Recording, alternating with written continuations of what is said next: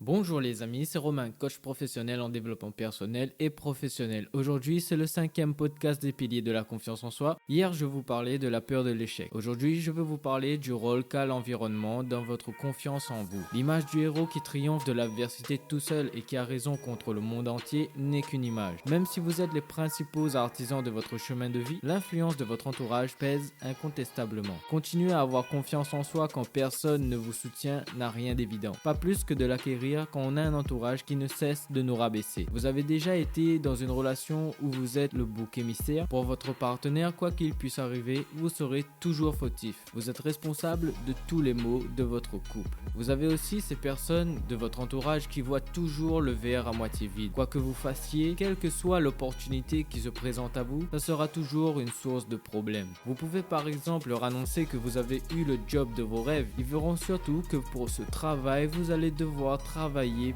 plus, que vous aurez de plus en plus de responsabilités, donc plus de pression. Et ainsi, vous voyez en cette situation le fruit de vos efforts mis à l'écart. Ces personnes ont la capacité de détruire tout ce qui vous apporte du plaisir, de la motivation par leur manière de penser merdique. Chacun a sa propre vision de la réussite et de la vie. Ces personnes qui vous empêchent d'avancer transposent leurs peurs, leurs angoisses sur vous. Pour illustrer cette phrase, je vais vous raconter l'histoire des singes. 5 singes ont été isolés dans une pièce où est accrochée au plafond une banane et seule une échelle permet d'y accéder. La pièce est également dotée d'un système qui permet de faire couler de l'eau glacée dans une chambre dès qu'un singe tente d'escalader l'échelle. Rapidement, les singes apprennent qu'ils ne doivent pas escalader l'échelle. Le système d'aspiration d'eau glacée est ensuite rendu inactif, mais les singes conservent l'expérience acquise et ne tentent pas de s'approcher de l'échelle. Un des singes est remplacé par un nouveau. Lorsque ce dernier tente d'attraper la banane en gravissant l'échelle, les autres singes l'agressent violemment et le repousse. Lorsqu'un second singe est remplacé, lui aussi se fait agresser en tentant d'escalader l'échelle, y compris par le premier singe remplaçant. L'expérience est poursuivie jusqu'à ce que la totalité des premiers singes qui avaient effectivement eu à subir la douche froide sont tous remplacés. Pourtant, les singes ne tentent plus d'escalader l'échelle pour atteindre la banane. Et si l'un d'entre eux s'y essaie néanmoins, il est puni par les autres sans savoir pourquoi cela est interdit et en n'ayant jamais subi de douche glacée.